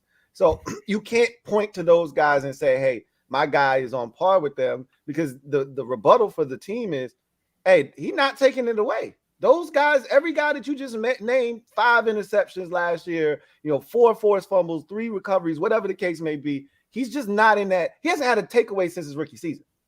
Nope. So it's going to be hard for him to make a valid case. Now, we know the importance of him on this team and when he's in the lineup and what he means to this football team. And so there is definitely an argument to be made about that. Here's the problem. I don't think that Cam Curl would be willing to take less. You know what I'm saying? Like, yep. They may come at him with, hey, man, we got 11 per right here for you, if you want it. And he's like, nah, bro, like, I'm worth more than that. And they're like, well, you got to go out. If you want more than that, we don't mind paying it to you. You just got to show us you're worth more than that. Yeah, you got to give us some ball production. You got to go take it away, man. And if you do that, we'll show you the bread because we know your importance. So I think if he's willing to take 12 a year, I think they'd offer that. But I think he wants more in that range. You were talking about 15, 16, up there that way. And if you want that kind of money, you need to produce some turnovers to get that kind of bread. Yeah. Ed, what you doing with Cam, man? Yeah, I was trying to get a deal done, like you guys said, around 12 mil. They're probably going to treat him like Deron Payne, where they want him to show before they give the deal. And he's definitely looking for that cash because you saw what his dad tweeted. So, you're usually on the same page with your dad, so, kind of like a LeVar Ball situation. And his dad's not like LeVar Ball, but you're usually on the same page with your dad. So he definitely wants to get paid. Greg be on Twitter just kicking it like one of us. Yo. Oh, yeah. He's funny as shit. Oh, Greg, hey, he a funny dude, man. He probably watching right now. Yeah, so he definitely wants that bag, but yeah, he definitely has to earn it. Now I know PFF isn't gospel, but he was one of the highest graded safeties. They just came up with a good article about how he should definitely get paid too. And you look at how the defense suffers when he doesn't play. The Browns game he didn't play, we got ran all over. I want to say the Niners game. No, the Lions game he didn't play in. We struggled in that game. Yep, he didn't play, struggled. And then the Niners, he didn't play in the second Giants game. Yeah. I think that's the game he got hurt in. And then so he didn't play in the Niners, Browns, or the Cowboys game to finish up this year. And he's our best defender of tight ends. Like, we struggle against tight ends all the time. He's one guy that can actually match up with guys. Like, he did a good job against Mark Andrews. I was going to say a curse word to Mark Andrews, but, forgetting him. But he did a solid job on Mark Andrews. But he's a guy that can take away tight ends, and we're going to need him this season because we struggle against tight ends mightily. But I think it's going to be a Deron Payne situation where they want him to prove it. We'll see if the regime is back next year as well. But I think he's a guy that's going to go out there and prove it and get his money this offseason coming up. Yeah. It's weird. Cam be locking up tight ends, but he be getting head topped by running backs. Like running backs on the wheel route be giving Cam the business, but he'll lock a tight end ass up. It's doing is crazy. But I think Cam should definitely get extended at some point. Like, I know he has a number that he wants in mind, but I know at the same time he's not trying to go into this season possibly getting injured again with $700K on the books this year, man. I know he wants to get something done, but we are under new ownership. So, I mean, hey, that's their call. They may not be ready to just hand out extensions yet. They may want to have a year to look at some of these guys, but just an outside of the roster question before one more roster thing. Would y'all have any interest in this team poking into the Jonathan Taylor conversation at all? Anyone start? Zero. That is absolutely 0.00 interest. Because again, it's a double whammy. You got to give up capital. The Colts have already made it clear. Like, don't even talk to me if you ain't coming with a first rounder or the equivalent of a first rounder. So it needs to, essentially what they're telling you is it needs to look like the Christian McCaffrey package that the Panthers got from the 49ers, which was a second, third, fourth, and a fifth. Like, who's doing that for Jonathan Taylor? And he's, with Christian McCaffrey, he's the perfect fit for Kyle Shanahan's offense because not only can he run, he's a dynamic receiver. Like, I can do so much with him. Jonathan Taylor is not a receiver out of the backfield. He's a pure running back. So, and the Colts knew what they were doing when they did this. They waited till the game of musical chairs was over. Everybody had a seat and said, hey, go find a trade. After Zeke signed, after Dalvin Cook signed, any team that would have had, interest and maybe some capital and maybe been, wanting to do something like that, they're out of the mix now. So they knew what they were doing when they did that. but we're definitely not interested. And to even add to that, just on our side of it, I love our running back group. And even just beyond that, Eric Bieniemy can get good, productive running back play out of the backfield, running the ball from really anybody. I'm not trying to downplay Isaiah Pacheco, but he was a 7th-round pick. I think he's going to make this running back group very effective, regardless if we add talent or not. I think we're really good with what we have. I love Brian Robinson out of the backfield. He's out here running choice routes, which is insane. I didn't know he would be that type of route runner where we trust him to look at the defense and decide what route he runs based on what the defense is giving you. We already know Antonio Gibson's explosion, Chris Rodriguez. I mean, we're still trying to figure out who's even going to make the back end of the running back roster right now. I love our talent. I'm not saying any of those guys are Jonathan Taylor, but that's not one of our weaknesses on the team that we need to be sending a first-round pick for. If anything, it's long snapper. Yeah, Jonathan Taylor's a heck of a player. But yeah, it's funny that Jim Irsay, I forgot what he tweeted out. He was like, everybody is here for a little bit of time, but we're all just like, I can't remember what he said because it was a wild statement. But and then now you want a first rounder. Basically, yeah, I forgot what Irsay, but basically he was like diminishing Jonathan Taylor's value, saying that everybody's kind of a person in the league. They're here and they go. We come and we go type of statement. But yeah, running back's not a need. It's not a position of need. Even when they brought up Kareem Hunt, that rumor came out. I was like, it's okay. I mean, if you want to bring him in for training camp, sure, that's fine, just for depth, just to see what he can do because of the Bieniemy connection. So if Bieniemy made that move, I would have trusted that move because it's Eric Bieniemy making a move. But yeah, we don't need to trade any picks for a running back. We don't need to sign a running back. We don't need to bring in any running backs. We already got Gibson. He's going to be used as a wide receiver. And Brian Robinson had a heck of a year. And he's coming off healthy. You know, no gunshots, nothing. He's coming in with a healthy start. I mean, him getting shot, and he still had, 700, 800 yards. So imagine what he can do with a full, healthy offseason. I've been telling people all season, y'all haven't even seen Brian Robinson for real. Like, remember how good we felt those first 2 preseason games before he got injured and how dynamic and explosive he looked?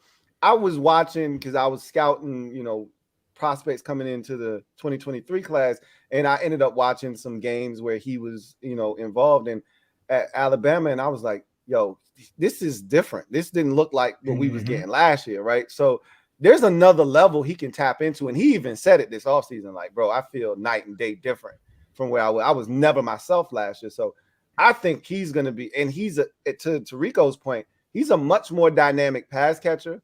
He's got another gear that we haven't seen yet. Like, the dude we saw last year, he couldn't hit anything more than a double, right? I'm not telling you he's a home run threat, but I think he can hit the occasional triple, with his ability. He can make some guys miss. He's powerful. There's a lot more that he can bring to the table that we didn't see last year. So I think a guy like Jonathan Taylor is definitely not necessary.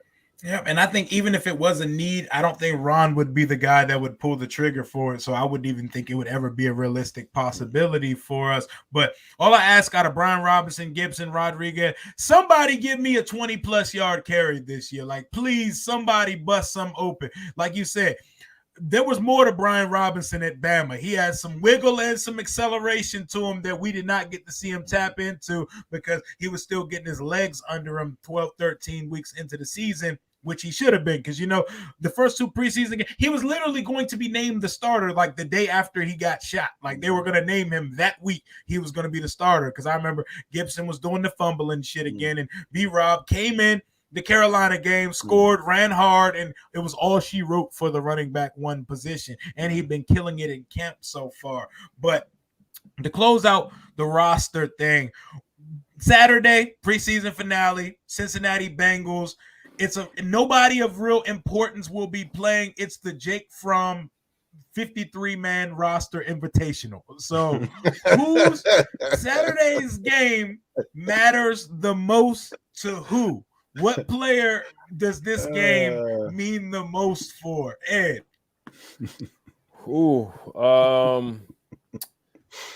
That's a tough one. Who's gonna make the roster? I guess Kaz has to. I thought he had a good game last night where he had 2 catches on the drive to set up the field goal. So he made some good plays. Then he had the 20-yard punt return, which we haven't seen in years. I think Dax got to show up a little bit too, man. Like, the one punt return he had against the Browns, he literally ran out of bounds. Like, it's like he didn't even know where he was going. So I think he's got to produce. Byron Pringle's a lot. So I'm really looking at that wide receiver spot. I really like Mitchell Tinsley, but he kind of hurt his stock with the drops. So I would say any of those back end of the wide receiver spots. And then Wild Goose looks like he's going to be cut, man. I mean, he's got to step up and show something. And then I know I'm naming a bunch of guys, but then I'll say KJ Henry too, because it's been him versus Andre Jones, and I think he's got to step up and show something in these games and make an impact. Yo, people love Wild Goose, yo. Like Wild Goose got a good little hive in his fan base, bro. I seen 3 Wild Goose jerseys at training camp, bro. Right. I don't think it has anything to do with his play. I think they just like the fact that it said, like, I know a dude who bought it just because the jersey said Wild Goose on the back. Like, You're right. You're right. I don't think it has anything to do with this man's prowess as a football player. So, like, I already know why they got the jersey, because it's a wild name. Like, you'll never see that on the back of the jersey, bro. Oh yeah, but Rico, Saturday's game means the most to what player?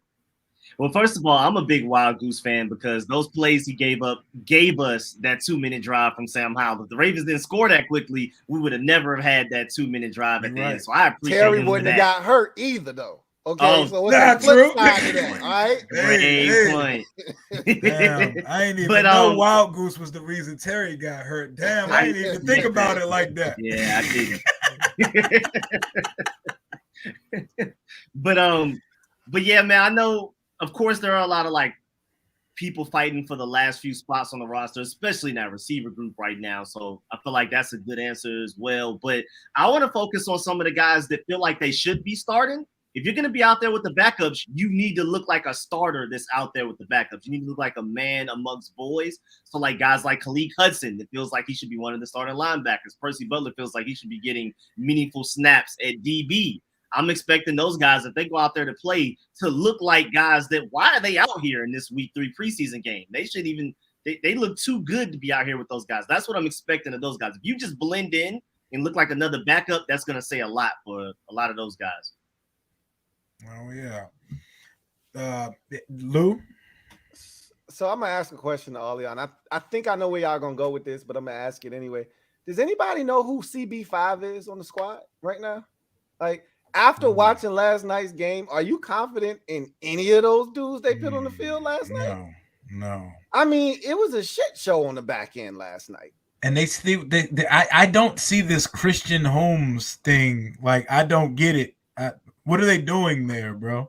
So I think the position I'm watching, Wild Goose was on the loose last night, and it was not pretty. All right, Christian Holmes. Everybody was hyping him up after the Browns game. I'm like, you do realize every single one of those passes should have been caught. He just hit the dude, right? Yep. It's not like he was knocking the ball down past breakups, PBUs. And he should be hitting them. He's a linebacker-sized cornerback. He should be hitting He's a big physical dude, right? He can't run really, though. Like, not with these receivers, because he's really good on special teams. But I'm not sold on him at the cornerback position. We saw, and again, he was a rookie last year. I don't like to put too much stock into it, but he wasn't very good last year when he got an opportunity late in the season. And then I was really excited about Tariq Castro-Fields. I thought he was playing well in camp and making some headway. And then that man didn't get into the third quarter last night. I'm like, where is he? I'm like, at first I was like, he must be hurt. Because ain't no way he not out here with this second unit that's getting cooked right now. Like, he got to be hurt. Then I seen him in the third quarter. I'm like, yo, what's up with that? So I don't even know who CB5 is right now. So that's I'm looking at that position, and I'm saying, what are we truly doing at cornerback with that fifth? We know the first 4 dudes. Who's CB5? Might not be on the roster right now because this is looking real. That's a great question. Because if it's Christian Holmes, my God, barbecue chicken once the season starts, bro. I don't want anything that runs at least a 4.5 anywhere near Christian Holmes on NFL Sunday, man. Because Christian Holmes is in a linebacker's body playing corner, and I don't know what we're really trying to make happen with that. But that is a great question. I don't know who CB5 is. I guess it is Wild Goose. It's Wild. He's on the loose for real. Castro, one of them. I don't know. I was feeling real good about that position like a week and a half ago. It totally switched for me. I'm like, whoa. Danny Johnson got hurt. Yeah, I mean, he would have been out there last night. Old boy that caught a pick at the end of the game. Was it a corner or safety? Kendall Smith or whatever. I think he's a safety. Yeah, safety, right? Illinois. He's a safety. Yeah, he went to Illinois. Also depends on if you can say Martin more of a safety or corner, I guess. Yeah. He's a pure corner if he does play corner, so it's just weird. They might sign somebody. They'll probably take a flyer on Greedy Williams because he was just with the Eagles. We always sign like a Eagles player right before the cast off. We always do that. Yeah, we always do get one of those, man. Mine, I think the obvious answer would be someone like Mitchell Tinsley, someone trying to crack that last wide receiver spot. He had a drop or two last night, but I'm going with Braden Daniels because I'm trying to stomach us cutting a 4th round pick and in a dire year that's just so ugly, bro. Your 4th round pick not making the roster. That's not a good, like, Martin Mayhew, how do you look at Josh Harris and sell yourself for the future GM role of this team and say, the guy we picked in the 4th round was not good enough to make our roster as a rookie? 4th round draft picks should be like solidified, guaranteed, especially in the first 4 or 5 rounds. There should never be a question that one doesn't make the roster. The same thing happened with AGG not too long ago. Yeah, AGG gone after 2.5 years, man.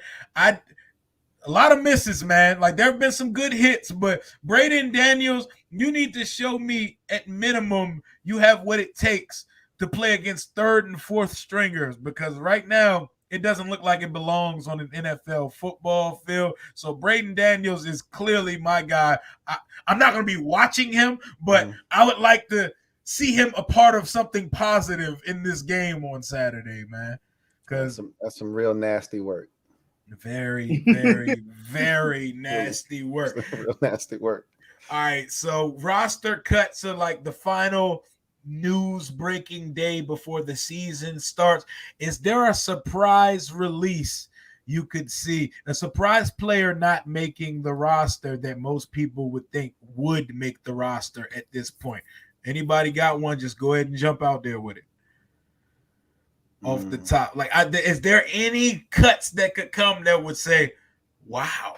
It's going to be one of those defensive linemen probably, because we're really deep at defensive linemen. Like Obata or something?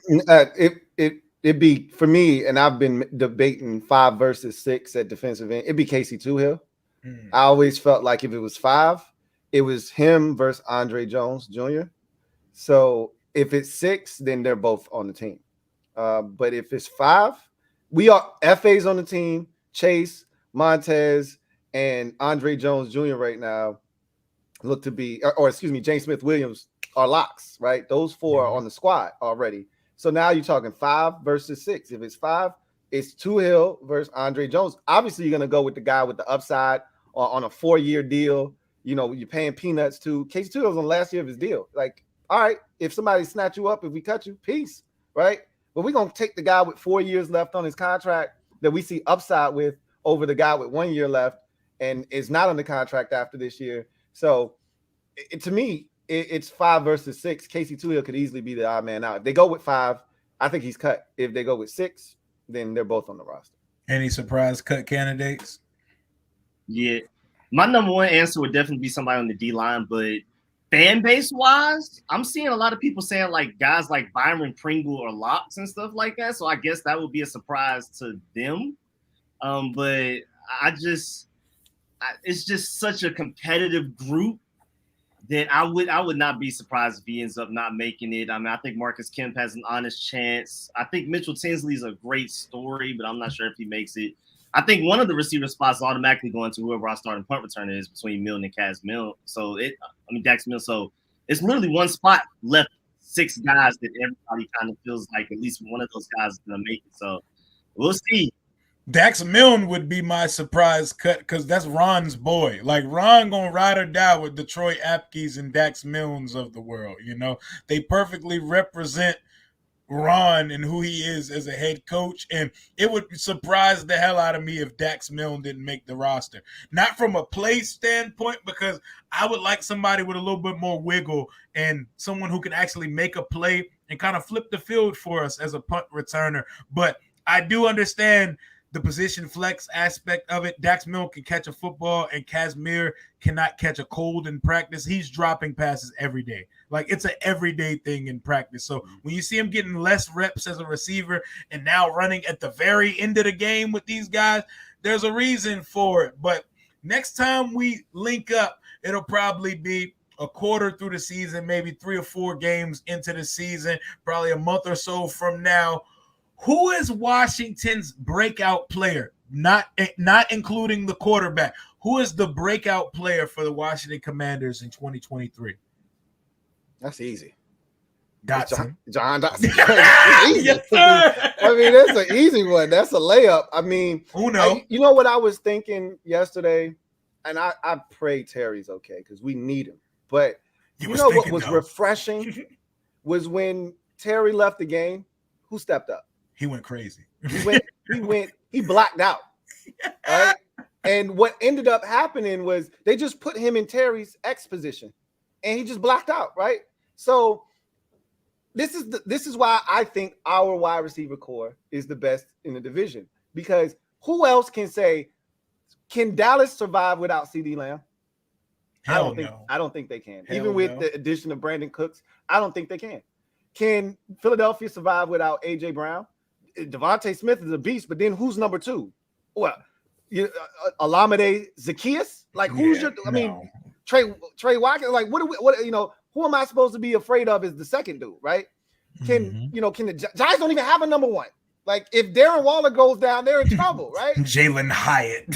So, man, I looked at Terry going down. I'm like, this is crazy. But then Jahan steps up. You still got Curtis, and even Bieniemy is coming on, right? Like, we still have 3 deep, even without Terry. And the only reason we're comfortable, not comfortable, but the only reason that we could survive, we can't thrive as an offense without Terry, but we could survive is because of Jahan Dotson. And I think he's going to have a huge year. I think Jahan's going to lead the team in catches this year and possibly yards, because this dude is different. The sweat, he is a totally different. His personality is different than it was his rookie year. He came in all kind of like shy-ish, but as soon as he got comfortable, he got his NFL body on him. You know, his stature isn't so slight, and he's talking different. He looks different. He's not going to miss a beat if Terry misses time. And he's going to be the number 1. We have 2 number 1s, so I think that's the easy answer. Jahan Dotson. Do y'all have any different answers for the breakout players? It's Jahan is number 1. He's 1A, and then I'll give Bieniemy a little bit of a nod because he's got his quarterback in Sam. It looks like Sam really wanted to get Bieniemy the ball a lot. Like, he was making sure to get Bieniemy the ball. So I think the targets are going to go up for Bieniemy. But of course, I think 110% is going to be Jahan, but I would throw Bieniemy for second place. I think he get a gold medal. Yeah, I think the obvious answer is. Oh, we about to say? No, you go ahead. Okay, I think the obvious answer is Jahan, but who I would hope we could say is Chase Young, because if we all agree at the end of the season that Chase Young was the breakout player, that means he had a fantastic year. Clearly double-digit sacks, some strip sacks, some forced fumbles, fumble recoveries, all of that. And if Chase Young has a breakout year, we're playoffs. Because as well as I think Sam Howell's going to play and Eric Bieniemy's offense, this whole team top to bottom, if Chase Young looks like who we hope he can be and is the breakout player, this defense is arguably the best in football, and we're a strong playoff contender. Oh, yeah, and St. Juice, I'll throw him in there too a little bit. If he can actually stay healthy the whole year, then I think he can do something this year and break out. That's a great one. Yeah. Hell yeah. I also think Sam Cosmi looks like he's ready to take that Brandon Sheriff type leap. Like, if he's healthy, I think he has a chance to be dominant at guard. Like, I felt that way coming out of Texas, that his best position was going to be guard. But watching him this year, he's been a technician, and he's been outstanding. And if this translates over to the regular season and he stays upright, I'm telling you, he's got dominant Pro Bowl type season all written all over him. Yeah, man. Sam Cosmi. That would be huge, man. Because this offense needs somebody to step ahead and be that guy. Like that dog. We always got one on the roster. One that's just separate from the other guys that can like galvanize the whole unit. You know, with Sheriff as a guard and Trent, man, all those years we had with Trent Williams, we had Chris Samuels, John Jansen. We always had a dude on the offensive line. Cosmi is the only one as of now who fits that billing. So it would be great.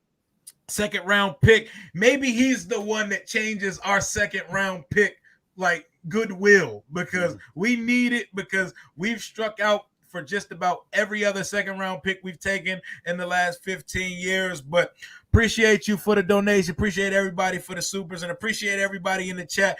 Thank you guys for coming on with me. Any closing thoughts before we go, starting with Ed?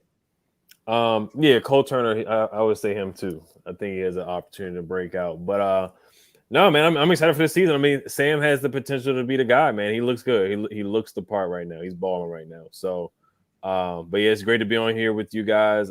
Make sure y'all check out Rio on Bleacher Report, man. He's moving on up, man. He's moving on up to the east side, man. He's got a penthouse right now. Man. He's on Bleacher. He's official. Let's go. Appreciate y'all, man. Appreciate y'all, my boy Rico. Yes, sir, man. I just want everybody to get healthy and stay healthy. That's it for me. Hey, I feel that. I feel that. Ed, no more comments from you after what Rico just said. You're done. I got the sage. Lou. Sam Cosmi Gritty. And my guy, that's my quarterback. Throwing up the set.